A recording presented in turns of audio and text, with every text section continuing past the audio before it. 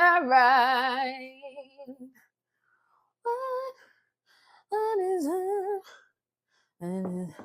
Y'all, it's kind of late and I'm kind of tired, but we're here.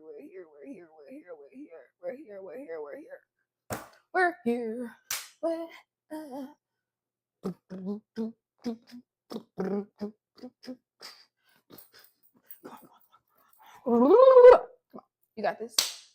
And action. Take one. God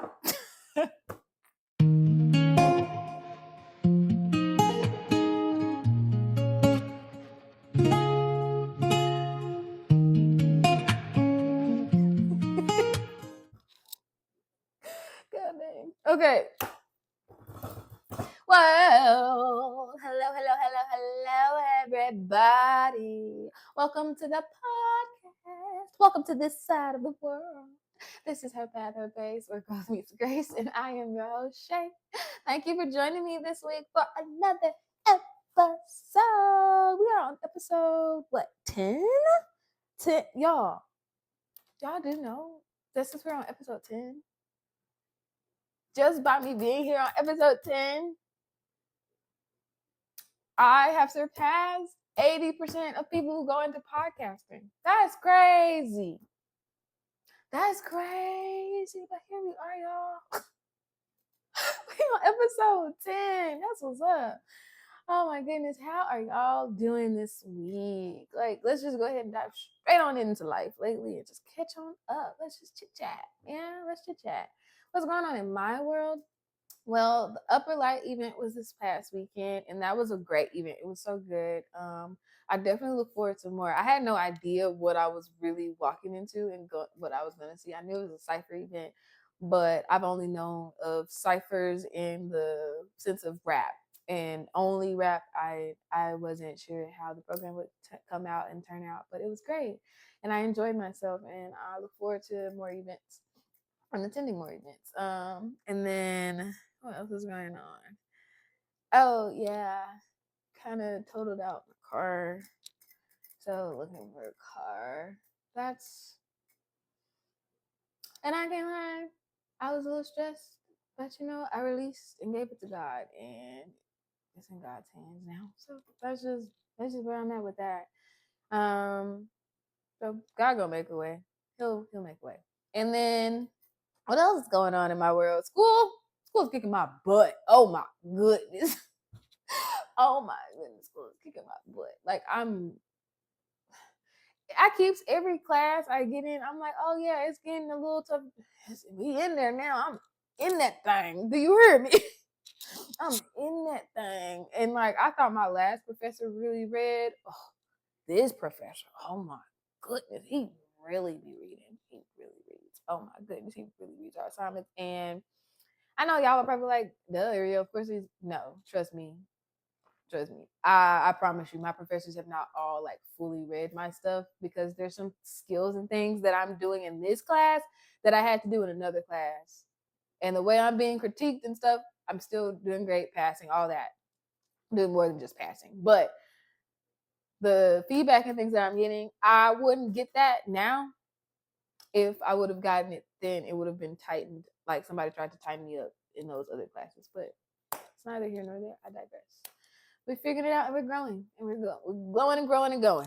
Growing, glowing, and going. I like that. We're growing and glowing and going. I like that. Somebody should write that down. But yeah, that's really all that's going on in my world. Yeah, that's it. What's up with y'all? What's new in your world? What's going on? What's going on? Let you go know. Let you go know. Just comment down below. What anything crazy happened this week? Oh my goodness, did y'all hear what happened at Rihanna's house? ASAP house? Whoa. Crazy. It's a crazy world. Crazy world. Crazy times. But yeah, that's that. So now we're gonna move on to her playlist. Yeah. And I know y'all are probably like, why is it so early in the episode? Well, guys, doing a little switch around. So her playlist is now going to be the soundtrack of the episode. So the songs on this playlist, if you listen to them, it might be one song, or it might be like I'm gonna try not to go more than three. No more than three songs. But yeah, so this is going to be the soundtrack of the episode, or soundtracks of the episode. Now that's what her playlist is going to be. So if you add these songs, I'll have the Spotify and the Apple Music playlist down below. And if you play these songs on repeat as I go through the episode, or at least through the main topic, it should put you in the mindset mood for the episode, because these are the songs that I thought of when I was going through the episode and everything. So that's what her playlist is going to be now. It's going to be the soundtrack of the episode. I said all that to say it's the soundtrack of the episode. So for this week, I have 3 songs for you. And each song is going to take you to a different emotion that I was feeling as I expressed this topic and everything. So I wonder down below, after I say the 3 songs, maybe throw in a guess in the comments down below what you think the topic of discussion might be. I'm gonna give you these songs. So the first song is I Smile by Kirk Franklin. The second song is Worth by Anthony Brown. And the last song is Speak to Me by Corinne Hawthorne. Okay?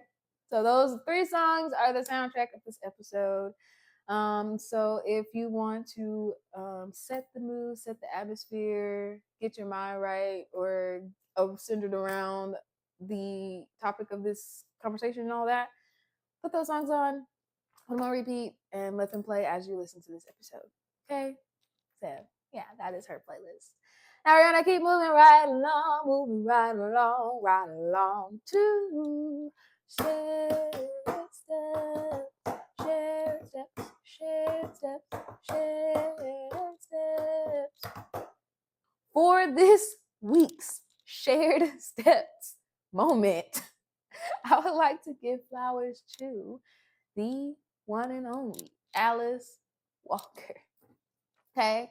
Now, a lot of people know Alice Walker as the author of The Color Purple, which earned her Pulitzer Prize. But beyond being a brilliant writer, she's also a poet, an activist, and the woman who introduced the term womanist, a way of centering the experiences, strength, and spiritual lives of Black women.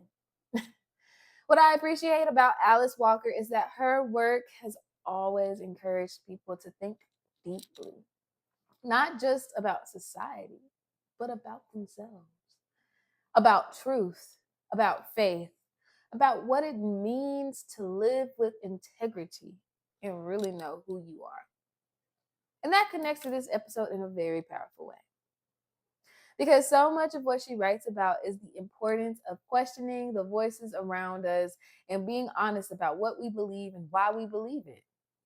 And when it comes to faith, that kind of discernment matters. Sometimes the loudest voices telling us who God is aren't actually God. They're people, their culture, their tradition. Alice Walker has always pushed people to slow down, reflect, and seek truth for themselves. And I think that's why one of her quotes always stuck with me. She once said, "And when you think about that spiritually, that's powerful." Because sometimes we hand over our spiritual authority to other people's interpretations, other people's judgments, or other people's expectations of what faith is supposed to look like. But God invites us into relationship, into understanding, and into truth. So for this shared steps moment, we're giving Alice Walker her flowers for being a voice that encourages people to think deeply, seek the truth, and live with intention. Because growth, spiritually and personally, often begins when you're brave enough to ask the questions. So thank you, Alice Walker. And here are your flowers. All right, so we're gonna keep on moving right along to let's walk through it. I'm in topic of discussion. So I don't know if you can tell from the title of the episode, which I don't know yet, which is why I haven't said it. I usually don't title them until after. From her playlist, those 3 songs, I Smile and Worth and Speak to Me, the names Kirk Franklin, Anthony Brown, and Corinne Hawthorne, and the shared steps moment should be big old hints at this point. You can't tell already, we're going to talk about God. So this episode, we're talking about God. But not we're talking about God and all that. And we're just gonna dive in and get started. And I just want to start this off by saying, yes, I am a PK. For those who don't know, I am a preacher kid. And this might shock people even further. I'm a preacher's kid. And what almost separated me from God wasn't God. It was people. It was people. It was people. It was man's convictions clouding man's voice, man's shame, man's opinion that clouded God's voice for me, and it became overwhelming and so confusing. And I took on other people's shame as God's shame and as God's conviction. And y'all, it just made me be like, yeah, it made my life. It made my faith walk. It made everything just so, it almost hardened me. Okay. So background, a little bit of background about me being PK and everything. Yes, like I said, I'm a preacher's kid. I grew up in the church. I've been in church for as long as I can remember. But the thing is that's different for me and for my siblings and us growing up is that my parents didn't force religion like we couldn't, like, our parents didn't make us get baptized. We had to actually tell them like what everything was and what the meaning behind communion and the sacrifice and Jesus going on the cross. Like, it wasn't, they didn't force us to do it. They taught it to us, but they didn't force things down our throat, if that makes sense. And also beyond that, my dad and my mom, both my parents, they welcomed questions. Like, there was no such thing as, like, they didn't make us feel bad for having questions about the Bible or having questions about understanding and being curious about the stories and things that we were told. My dad even let me take mythology in high school, and not even just let me take mythology, because it wasn't even a thing of let. I told him I was taking it, and he didn't even bat an eye. Like, he was like, okay. That is also very shocking to people. So, like, I'm saying all of that to say that growing up in my house, yes, I'm a PK, and yes, I've grown up in church all my life, but the way my house was structured and everything, questions could happen, conversations weren't shunned or shamed. If you needed to have deeper and critical thinking about Christianity, religion, the Bible, and everything, was not shamed. It was not something that wasn't the thing. And the biggest thing that my dad always wanted us to understand and have inside of our hearts is that being a Christian, following God and believing in God and having faith is about a relationship. It's not about the religion. Yes, you have ways and all that, but it is, at the root, is about relationship and love. And that was what my dad wanted to get through our heads. And, I'm not gonna lie, being at home, I had those safeguards and those safe rails to ask those questions and things like that. So, the world outside noise wasn't so loud. It wasn't so overwhelming because I could always come home.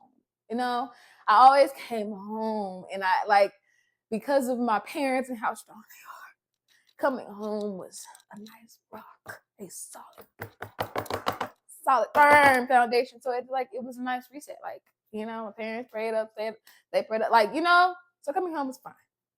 Then I went off to college. Oh, y'all, I went off to college. Woo! Let me tell y'all. When I got to college was when the fog began to settle. Like, the fog was like coming down on me. Oh my goodness. Like, it was so much from like the world pressure of figuring out college and just the daily stresses of life and being in this fast-paced society. I was pursuing music and all of the things. You got to do this, you got to do this, you got to do this. It was always something to do, constantly on that hamster wheel, constantly going and going and going and going and just going and going and going. And it's like everything's coming at me. Whole time I was in college, I tried to find a church home. I'm not gonna lie to y'all. I felt myself like kind of slipping and being overwhelmed and weighed down by all the negativity that was going on in the world. Because not in the world, but in my world. Like, it was like I was in school. College itself is just stressful all on its own. I was losing friends left and right. People I thought would be by my side. Earring fell out. Okay. People I thought would be by my side for every other day. As I talked about in other episodes, if you want that spiel, you can go listen to that. Losing friends, losing childhood friends, losing new friendships. I'm dating and having relationships. So now I have relationship problems. That's another thing. When I was at home, it wasn't that my parents didn't allow us to date. I chose not to date. So I didn't even have the stresses of dudes. But now I'm in college, I have relationship stress. And now I'm dealing with that. That is also overwhelming. I am also in school. I was pursuing music, as I stated.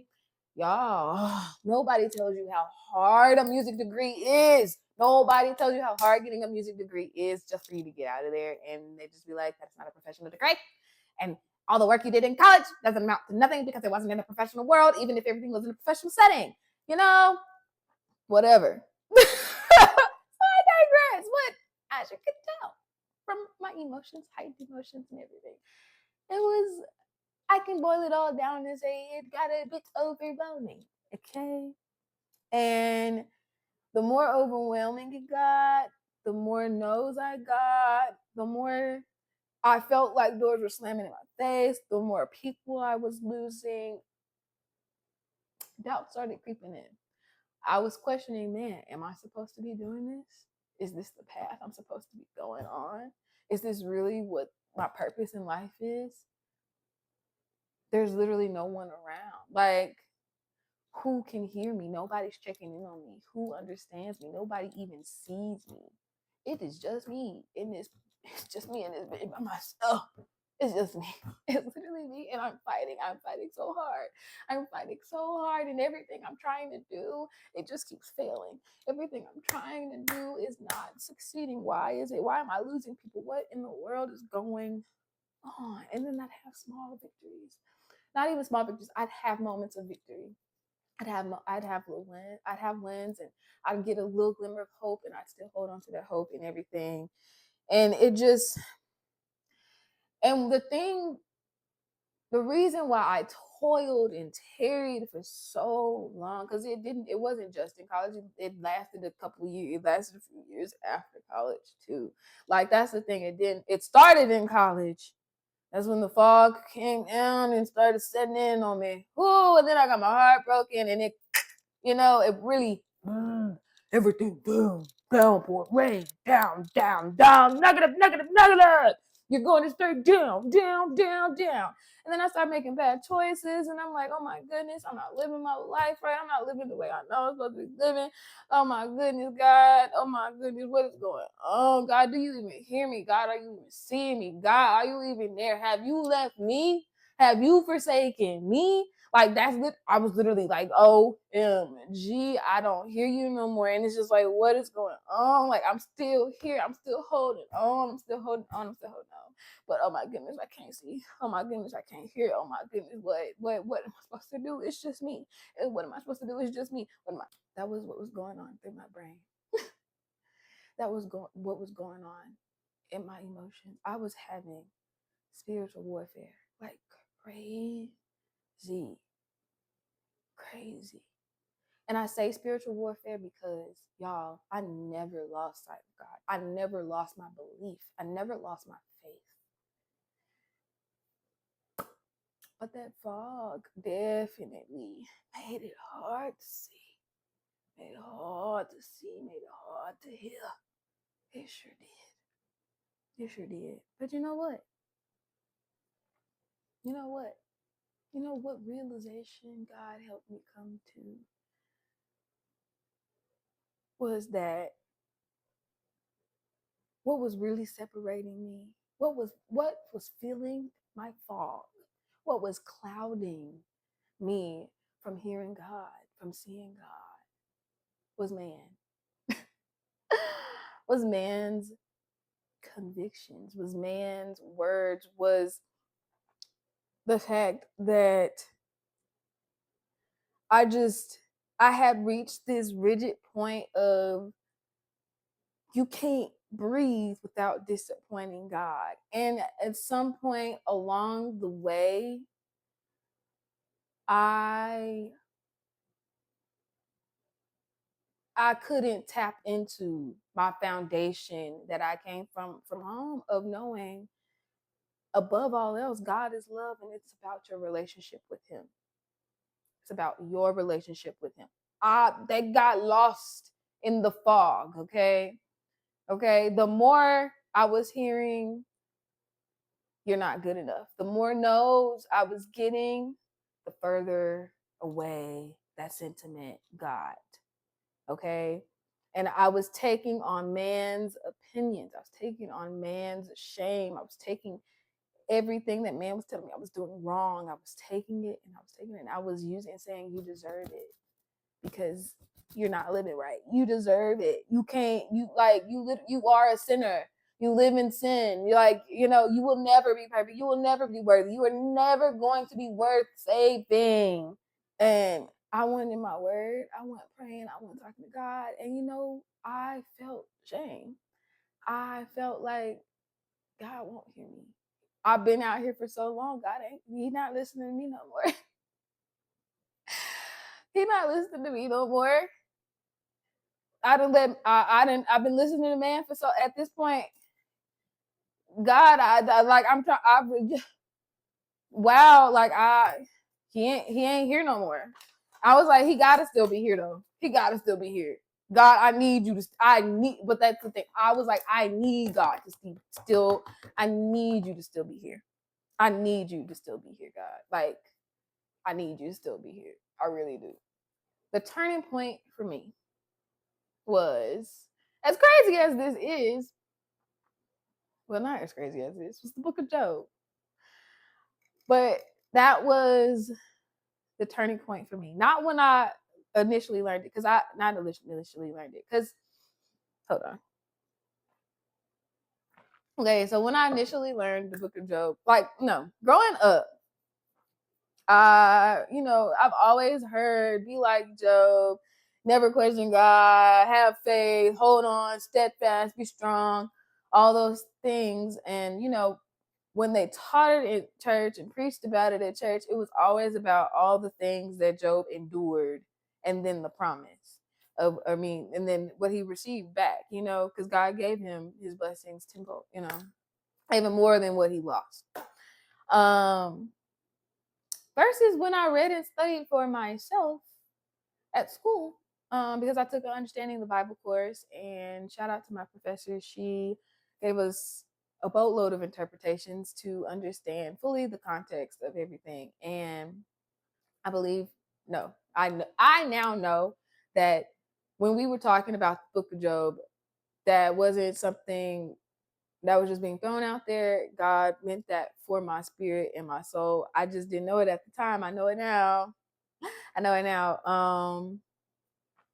And the truth of the matter is, Job did question. Job definitely said, "Why me, God?"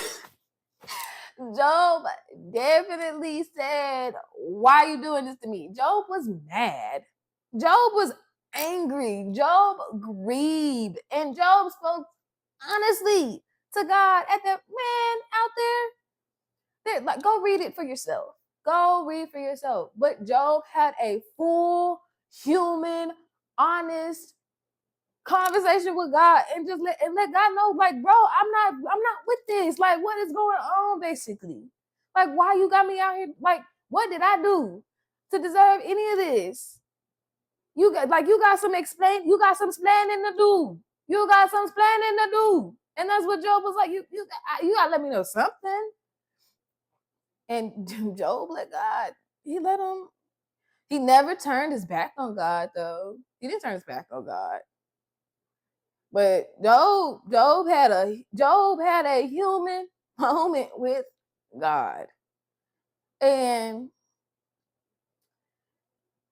learning that, it stuck with me. I didn't, like I said, when I learned it in school, when we talked about it in class, it stuck with me then. I just didn't know the reason for it. And now it's coming full circle fruition. And God was reminding me of my foundation. God was reminding me of where I come from. And he was reminding me that it is okay to have these real conversations with God, but come to him and have those conversations. Okay? He was like, it's okay. Come talk to me, but come talk to me and we can handle this. And so that's what I did. I had weeks of prayer and wrestling, and I brought it all to God. Because man made me feel like God wasn't listening to me no more. Man made me feel like I'm too far gone, too separated. I'm too gone. I'm alone in this. But God said, no, bring it all to me. Bring every feeling. Bring it all. I don't care. I just want you to come. So that's what I did. And you know what? He didn't condemn me. He didn't turn his back on me. I'm not dead. You know? I'm here. And he reminded me of who I am in him. And that he knows that I'm human. And he knows that I'm going to make mistakes. That's why he sent his son to die, to forgive those sins. He knows that. He knows that. And he dropped on my heart John 3:16. God so loved the world that he gave his only begotten son. And whosoever believes shall have eternal life. That means nobody's left out of no whosoever. That means anybody who believes that Jesus Christ was sent here to die for our sins and that he rose again on the third day is welcomed into his kingdom. Whosoever. Whosoever. Doesn't matter. It doesn't matter who you are. So that means even me, even me who grew up in church, I grew up with these values, grew up with these principles, grew up knowing and going, even me. Because God said you never left. You never left me and I never left you. Trust me. It just got a little blurry. And then he also reminded me of the new covenant in John 13 and 14, where Jesus tells us, above all else, love. Love. Above all else. Love your neighbor. Above all else, love. So I was reminded that it is okay to be human with God. Man makes you feel like it's not okay to be human with God. But God says, I know you're human.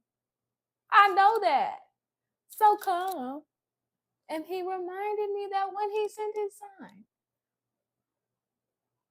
because he knew, he knew, he knew, he knew that we were going to keep making mistakes over and over again, no matter how hard we try. So he just told us, he simplified it as best as he could. Above all else, if you can move in love, love, love, above all else, love. It's okay to be human with me. And he gave me an instruction to love because he knew we would keep messing up. Okay. And so I had to reach, because I didn't reach this point on my own. Once I finally came to God and brought everything, all my stresses, all my worries, all my doubt, all my grief, all my pain, all my insecurities, every single thing that man told me. Once I brought it and laid it at his feet, at his throne, he's like, okay, I got you. And I promise you, I have been introduced to a peace, to a joy I haven't known in so long, that I haven't experienced and felt in my bones in so long. And so long. And it feels so good. It feels so good to be home. It really does. And so what God helped me understand is that I have to be able to discern his voice from man's voice. Man's conviction tells you should be ashamed, tells you should be ashamed. It tells you that you're a disappointment to God and that you are a disappointment to your faith, to your walk, that you'll never measure up, that you'll keep messing up, and you'll make mistakes over and over and over again, and you're going to keep falling short, and you're never going to be worthy, and you're not worthy of being saved, and you're here alone. That's what man's conviction sounds like shame. God's conviction doesn't say, come clean. It says, come. God's conviction doesn't say, I need perfection. It says, I need you.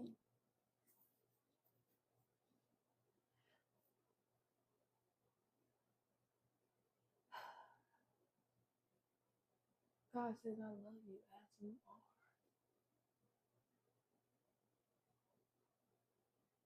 And it's okay. You're human. You're going to make mistakes.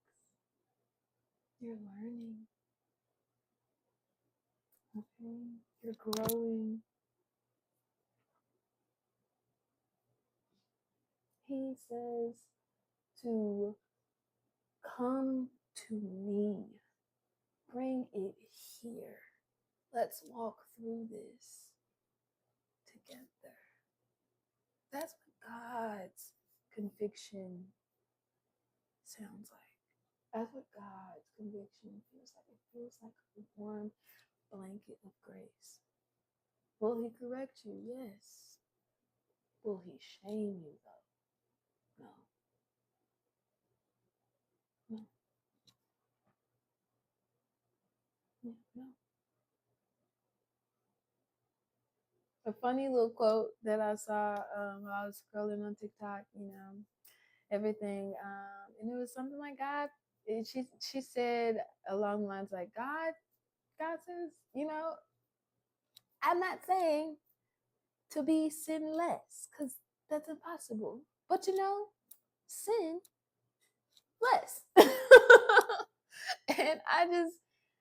And I think that's like the best way, to put it. And that's how God, like, that really summed up how I felt. And it was just I know you're imperfect. I know you're gonna make mistakes. I'm asking to do better, but I know you can't do it on your own. So like, come to me and it's fine, and we'll do it together. There's absolutely nothing wrong with that. I'm here for you. So just come to me, and we'll walk through this thing together. That's what God says. That's how His convictions feel. And I'm so happy that God blessed me with the ears and the eyes to hear and see and to believe and to help my heart to believe that again and to understand and know that again, to refamiliarize myself with that feeling again, because it was already embedded in me. I got to school and it just got a little confusing. Okay, it did. And I don't want to sit here and like ignore the church hurt, because I know church hurt is real. Church hurt is real. Okay? And I know some of you are hurt by people who claim to represent God, who claim to believe in God, who claim that this is all out of the love of God. Trust me, I know. But people's misinterpretation is not God's character. Okay? That's why it is important for you to have your own relationship with God. Yes, we are in community to hold each other accountable and to be reminders of our faith. Yes, that is what we are here to do. We are here to hold each other accountable, and we are here to be reminders. Okay? But like I said, people's misinterpretation of God is not His character. And in order to understand and know God and know what He is telling you to do and know His voice over people's misinterpretation of Him, you gotta have your own relationship with Him. You gotta read for yourself. Go ask Him questions. Go wrestle. Go pray honestly. Bring it all to Him. Bring your doubts. Bring your worries. Bring your cares. Bring whatever you don't care about. Bring your stress. If you cuss, okay, cuss. When you talking to God, if you slip up, all right, He already knows you. He knows you. Like I said, He doesn't say come clean. He doesn't say come saved. He doesn't say come perfected. He doesn't say come without sin. He says come. I know you are imperfect. Come.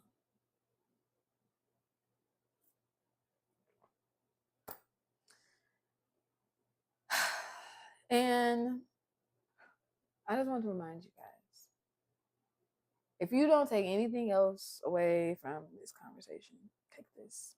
God is not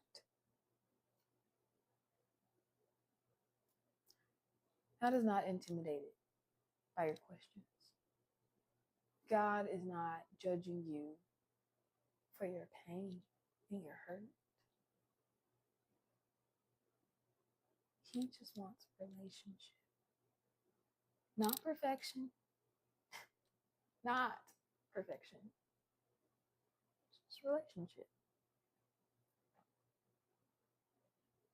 And maybe this isn't your struggle. Maybe, maybe you're pretty good and solid about discerning between man's conviction and God's conviction. I wasn't. So this was that was part of my struggle I had to deal with. I mean, it's a lot of other things and I kind of had a joke on me, I felt like. But it's fine. But yeah, that was, for me, that's how. So I just wanted to remind people, because I felt like it's a needed reminder, especially right now. Especially right now. Especially right now. You don't like what's being put out there? Go read for yourself. Go learn it for yourself. Go talk to him for yourself. Build that relationship. That's all I got. Oh, yeah, that's all I got. That's all I got. That's all I got. I'm gonna keep on moving right along to letters along the way. Letters along the way. Why? Why? This is. I really need to reheat that. It's no longer hot. If you would like to share your stories, your experience, maybe your relationship and wrestle moment with God, or a testimony that you like to share based off from this episode, that you can always email those, or like I said, not licensed, no certifications, did not go to school for it. So if you want some advice, I can give the best advice that I can. If you're open to it, but take it with a grain of salt.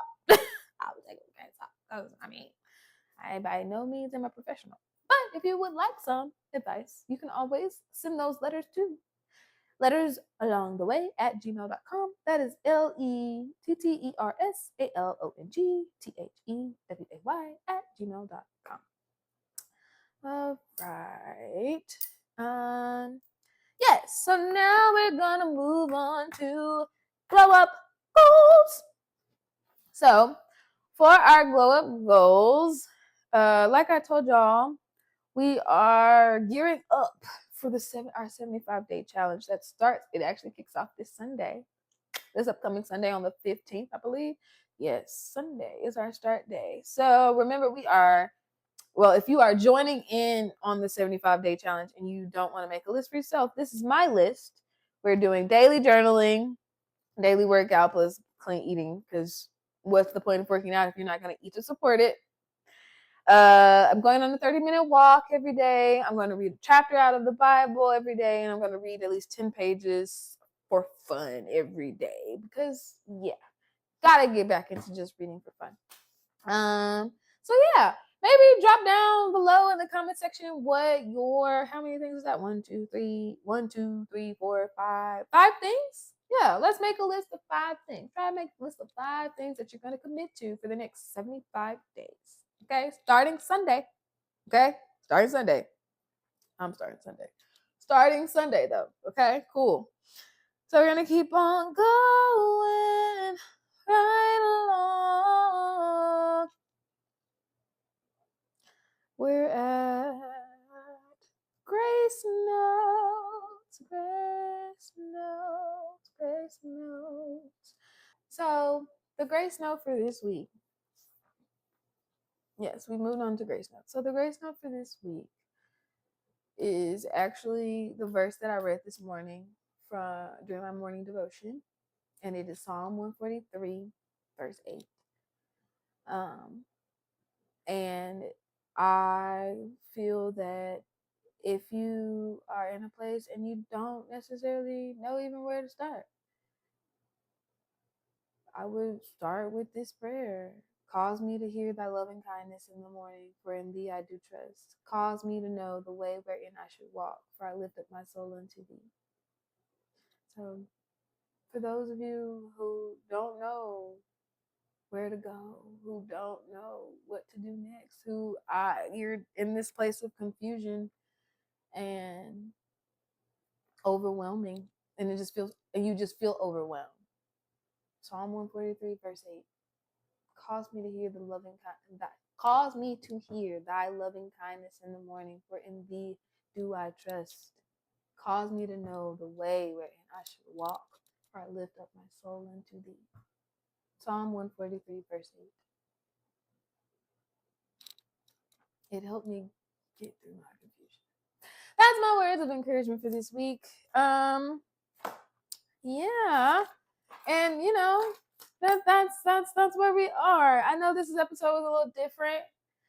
I mean, I know I talk about God. I sprinkle it in there every now and then, but this is really me. This is about what I struggled with in my journey, and a little insight into my testimony and how I am, where I am, and because it has not been all sunshines and rainbows for me. Some people might think, thank God I don't look like what I've been through. Thank God I don't look like what I've been through. For a little second there, I was, but thank God I no longer do. Okay. But yeah, I would be doing a disservice and a dishonor to God if I didn't take the time to use the platform that He's blessed me with, to share His word and to share my testimony and to share the journey that I have embarked on with Him, and the revelations that have been bestowed upon me, and all the things. And now I'm talking too much. So yeah, that wraps up our episode for this week. This is episode 10. That's so crazy. That's so crazy to me. But yeah, we've reached the end of another episode. So thank you guys for joining me this week. I hope you enjoyed. I hope you learned something. I hope you take something away. Even if all you take away from this episode, because you heard me talking about God and you just was like, oh no, go listen to the songs. Even if all you do is listen to the songs, you'll still get the message just from listening to the songs.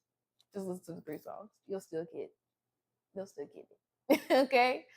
But as always, I want to remind you guys to pause, breathe, take a beat, and don't forget to give yourself grace.